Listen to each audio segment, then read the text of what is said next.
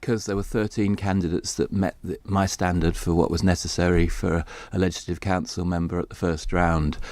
The system is different now. You can plump for 0, 1 or 2, 3, 4, 5 candidates, or you can do what we intended, which is just to say yes or no at each stage of the vote for the candidate. The speakers explained that very clearly yesterday on your programme. But 13, vote for somebody, vote for nobody. I mean, it makes a mockery of the process, really, doesn't it?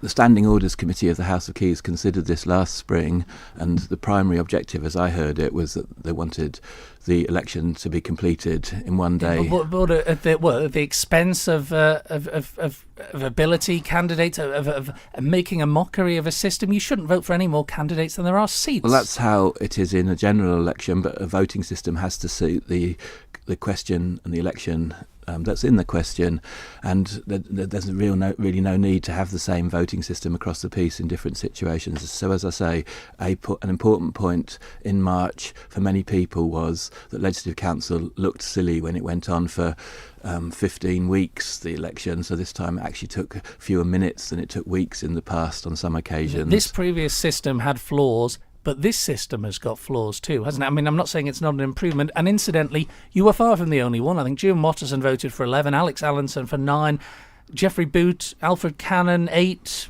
Martin Perkins, Daphne Kane, Ray Harmer, David Ashford 7. But shouldn't it be one man or one woman, one vote? Well, the Standing Orders Committee is meeting again in 2 or 3 weeks' time, and we will revisit the election system and see whether or not we'll recommend to the House of Keys changing it. But I just want to go back to the point. We certainly got different candidates elected previously, in former decades. The average age has been over 60. People have had 10 years of experience in the House of Keys. We had a sort of aldermanic bench, elder statesman type feel to the Legislative Council. The Legislative Council in that form, though, is only decades old. It's not centuries old. The Legislative Council is evolving. We are at a critical moment in that evolution. In evolution, at some point, you come out of the water and start walking. At another point, you decide to start talking intelligibly rather than, and so on. And I think the Legislative Council is at that stage. It's very much at a crucial stage in its evolution, and what happens next is going to be critical. But do you think this system, though, this voting system, while, the efficiency can't be argued, there's a lot of plaudits for it, but in terms of MHK's voting for 9, 11, 13 candidates, that's against the principles, isn't it? Well, we'll work it out inside the House of Keys. It might well be. It certainly surprised and shocked people and got them focusing on the voting system. But as I say, it worked, I think, as intended by a number of people.